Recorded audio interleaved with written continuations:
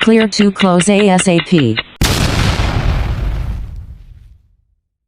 Welcome to the Clear to Close ASAP podcast. I am sitting here with my good friend, Claudia Jorgensen. She is a realtor here in Maricopa County. She grew up in Chandler, Arizona. She is a mother of 6 girls.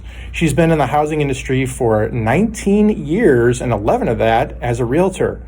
She's into a lot of outdoorsy stuff, hiking. She also does dancing. She plays sports, and her kids play sports and everything. How you doing today, Claudia? I'm doing great. Thank you so much for having me. Good, of course. Yeah, thanks for being here. So what you and I have been talking about recently is what's been going on in the housing market, how that's sort of affecting the buyer and seller attitudes. I think a lot of people can agree that right now we are in a, quote, buyer's market. And I think most people might understand the difference between a buyer's market and a seller's market. But some things that you and I were talking about were owning versus renting, buying a home not when you're trying to time the market, but buying a home when it's right for you. It's the right time for you. It's the right time for your family. Correct. So what I'm saying is that it's the right time when it's your family's time. Basically, I want you to feel comfortable in the situation that if you're comfortable financially, if you're already paying rent, why aren't you paying your own mortgage? Usually the very first home that you buy isn't your forever home. It's your first investment. So if you think that you need to go out there and buy the most expensive house that you are qualified for, I usually tell you, no, why don't we try a little bit lower? At least you're not starting off the most expensive to begin with, if you don't think that's going to be your forever home. So again, if it's the time financially for your family, depending on your current living situation, then I think that it's a good time to get started. Great points all around. I've had to have that conversation with some people sometimes where you have the champagne tastes, but the beer budget, as they call it. Yep. Right? And so we're in the Instagram, Facebook world right now where people see these ridiculous homes and like, oh, that's going to be the home that I'm going to live in. Yes, maybe someday it will, right? Yes. But what I'm hearing you say is anything is better than renting right now, but it also has to be something that you like. But let's pull you into reality here a little bit. Let's talk about what you can afford. When you're talking about renting versus owning, what can you tell us about the benefits or downsides of each of those? For renting, just think about this. Are you going to get anything back from renting other than your deposit initially, right? Your initial deposit. There's many great benefits when you own. First of all, as you're getting started, you pay closing costs, you pay your down payment, and there's mortgage insurance, you have homeowners insurance, you have taxes that you're paying along with that mortgage. You get tax deductions on those items, right? Yep. So that right there, you get money back every single year. Owning, you don't have to move every 6 months or every year or every 2 years, depending on how long you made your contract. You start paying down on your own mortgage, therefore increasing some equity in your home. Right. So again, if it's something that would work for you, then I think, again, you need to get started. You talk to a lender and they'll tell you how much you can afford. Let's just say that you're paying $2,600 in rent right now, and your lender tells you you can afford $3,000 monthly payment. That's going to be your max. And once again, I'm going to go back to, if you can afford $3,000, I'm going to take you to where you can afford $2,400 first. Let's start out the lowest. Okay. And then we start going up. But once again, you guys, the benefit here is that you're paying down on your own mortgage. Your $2,600 payment is going to go towards the principal of your home. Every year you get to deduct the taxes, you get to deduct insurance off of there, and so that's a great benefit right there. So I'm hearing you talk about tax benefits. I'm hearing you talk about building equity. Another thing that a lot of people might not think about, or maybe they do think about it, but we haven't brought up yet, how about the freedom to do what you want to do with your own property, right? Exactly. You're renting someone else's house. Can you landscape the yard the way that you want it when you're renting from somebody without getting the landlord's permission? Probably not. Can you really put a price on that? And that's exactly what I tell my clients. Like, again, it's your time when it's your family's time. You have a lot more freedom, like you just mentioned. There's no, let's take the kids to the park way down the street to a different neighborhood. They can play in their own backyard. depending on, what size home you get, but it's yours. You could do whatever you want. I'm going to play devil's advocate here. I'm going to be the buyer who is afraid and saying, I really want to buy a house. I really do. But I was watching Fox News, and then I turned to CNN, and I watched MSNBC. Everybody's saying that home prices are going down. They're going to continue to go down. Everybody's talking about interest rates and how it's not affordable. I'm paying $2,500 a month, as you said, in rent, and I'm just afraid that I'll be buying the house at the wrong time. What are you going to say to me? First of all, let's look at your current living situation. Is it comfortable for your family? Is it too small? Is it in an area where it's far from the school that you want your children to go to? Okay. One, you're already paying $2,500 and you're telling me prices are going to come down. Tell me, are you looking to be an investor and make a quick buck? Or are you going to live in that property for at least 5 to 10 years? That's what I would ask you. Yeah. If you are not looking to make a quick buck and turn it around and make money within the first year, I would say you need to do it. If you are scared, again, prices are going to come down. Once again, renting, is that going to come down? You're still going to be paying $2,500. Good point. Right? Good point. And if you buy the house, let's just say you buy a house now, come a year from now, your house came down $50,000 in price, but you're still paying your $2,500. That part of that $2,500 is still going towards your principal. It's going somewhere. It's building basically a little hidden savings account. Don't be scared. I would talk to a lender and see where you're at, see where your payments are going to be at. Get your max purchase price, go from there, and then we'll start looking at something that's affordable for you and go from there. Some conversations that I've had with some people is they tell me that same scenario that I pitched to you, right? I saw on CNN, I saw on Fox News, I saw on MSNBC. Okay, are they an economist or are they just a doom and gloom reporter who's trying to get, what do you call it, ratings, right? Because fear sells, right? Right. There are people who are famous on talk shows and news shows for saying, housing, it's going to go back down in 2014. Wait for that to happen. 2014, we had nothing but appreciation. Right. 2016, housing is going to go down in 2016. Don't buy a house, wait for it to happen. 2016, nothing but appreciation. 2017, 2018, 2019, nothing but appreciation. Correct. They're being proven wrong time and time and time again.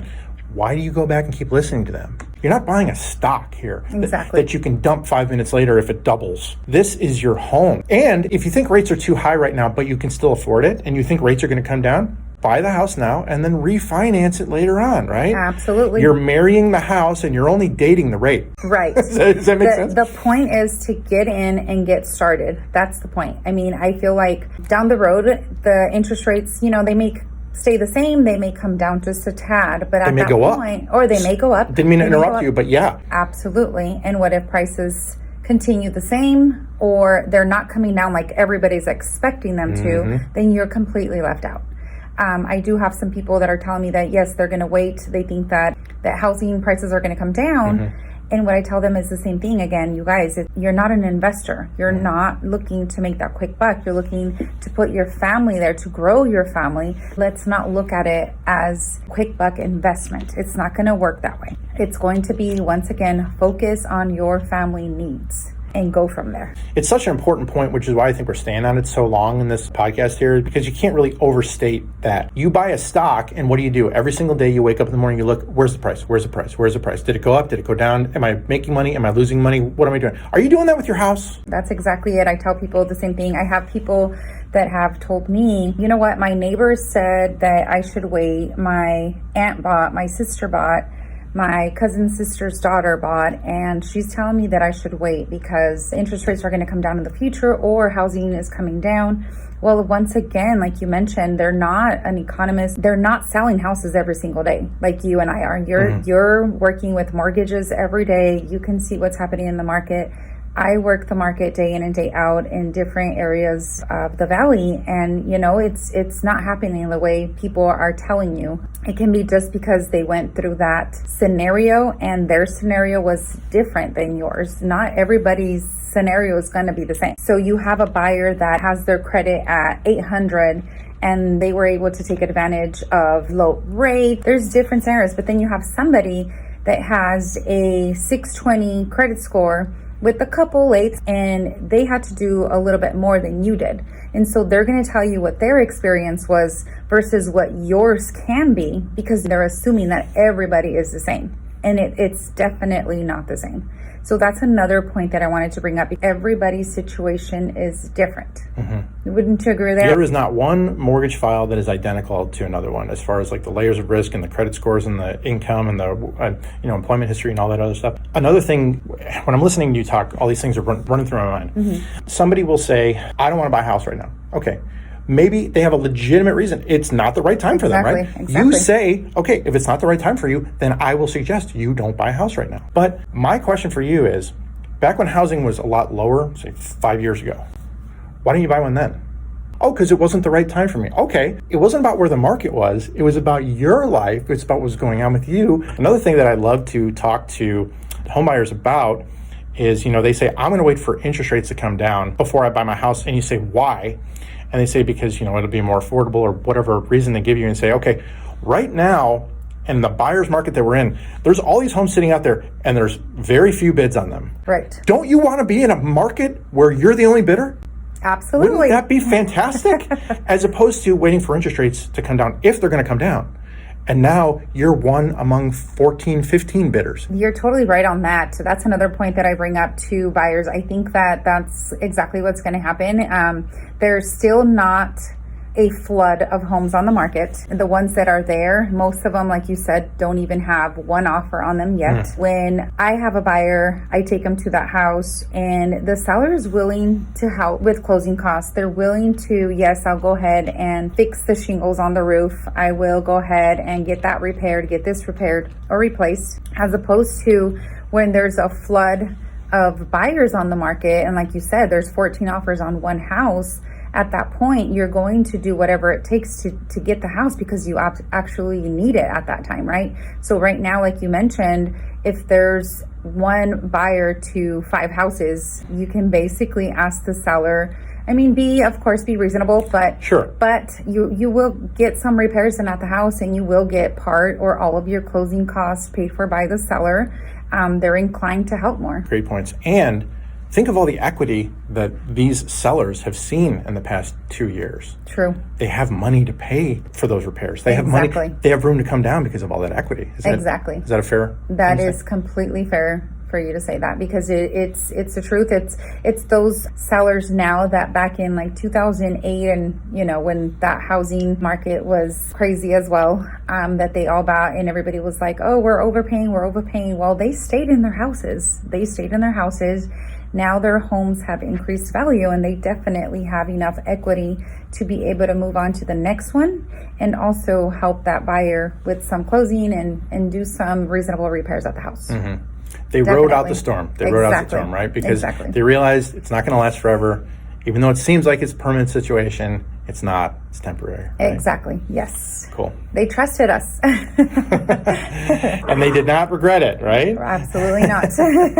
Is there anything else, that you want to leave our listening audience with, like anything else you feel passionate about or anything you feel like we didn't cover, or any important points that we need to hit on, Claudia?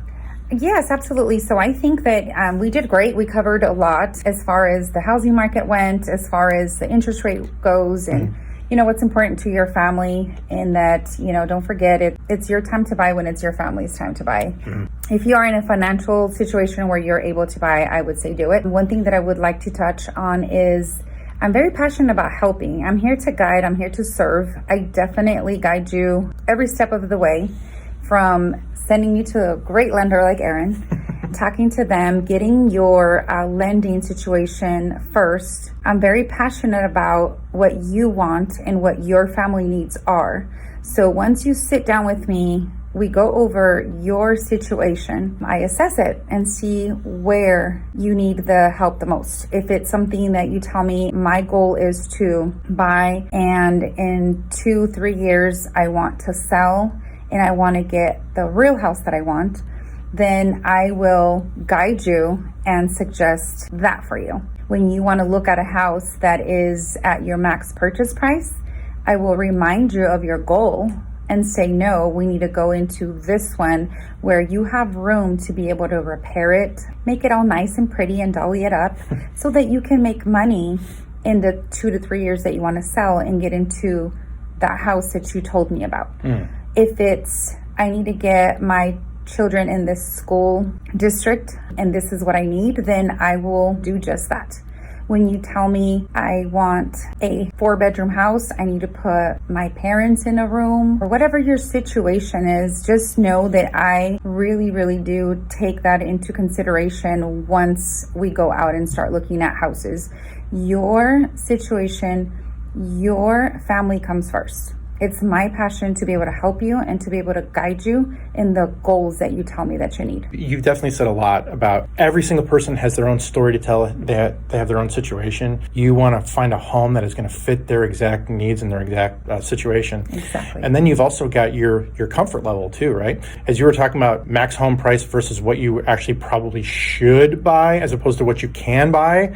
I love that. Because we want you to be able to sleep at night. Right. We don't want you to be, quote, house poor, where you can't afford anything else but your house payment. Correct. Right? Correct. I think we're going to wrap it up here. Thank you so much, Claudia, for being on the Clear to Close ASAP podcast. We appreciate you coming on. If anybody out there is interested in speaking with you, finding out where you are, how you can help them, how would they do that? Well, my phone number, 480-688-0915. You can find me on Facebook, Claudia Lupita Jorgensen, and on Instagram at Mrs. Valleywide Realtor. Great. And how about an email address for you? Claudia@stunninghomes.com. Perfect. Well, thanks again. Appreciate you having you on. And that's it. Thank you so very much, Erin. I really appreciate it. Absolutely. You bet. Thanks.